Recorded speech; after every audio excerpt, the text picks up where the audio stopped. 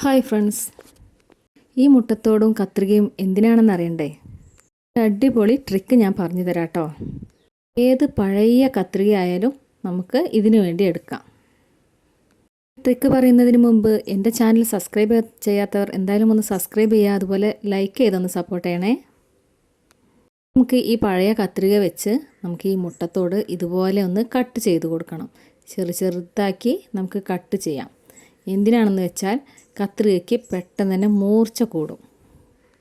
കത്രിക മൂർച്ചയാക്കാനുള്ള ഏറ്റവും വലിയ എളുപ്പ വഴിയാണ് കേട്ടോ. മുട്ടത്തോട് കണ്ടാൽ ഒരിക്കലും കളയരുതേ. അടിപൊളി ടിപ്സാണ്. നിങ്ങൾ എന്തായാലും ഒന്ന് ട്രൈ ചെയ്ത് നോക്കണം. ഞാൻ ട്രൈ ചെയ്ത് നോക്കിയപ്പോൾ എനിക്ക് എന്തായാലും ഇത് വലിയൊരു ഉപകാരമായിരുന്നു കേട്ടോ. ഏത് പഴയ കത്രിക ആയാലും ഇങ്ങനെ ഒന്ന് ചെയ്ത് നോക്കുക. ഇത് ചെറുതാക്കി ഇങ്ങനെ ആ കത്രിക കൊണ്ട് തന്നെ അരിഞ്ഞ് കൊടുത്താൽ മതി. കത്രികയ്ക്ക് പെട്ടെന്ന് തന്നെ മൂർച്ച കൂടും. ഈ കത്രികയ്ക്ക് മൂർച്ച കൂടിയെന്നറിയാൻ നമുക്ക് ഒരു പേപ്പർ മുറിച്ച് നോക്കിയാൽ മതി. ആദ്യം നമ്മളൊന്ന് പേപ്പർ മുറിച്ച് നോക്കിയിട്ട് ഇതുപോലെ മുട്ടത്തോട് നന്നായിട്ട് ഇങ്ങനെ കട്ട് ചെയ്തെടുക്കുക. എന്നതിന് ശേഷം പേപ്പർ എടുത്ത് ഒന്നും കൂടെ മുറിച്ച് നോക്കിയാൽ നമുക്കിതിൻ്റെ മാറ്റം നമുക്കറിയാൻ പറ്റും. ഇതുപോലെ പൊടിയാക്കി വെച്ചിരിക്കുന്ന ഈ മുട്ടത്തോട് നമുക്ക് കളയാം. എവിടെയാണെന്ന് അറിയണ്ടേ?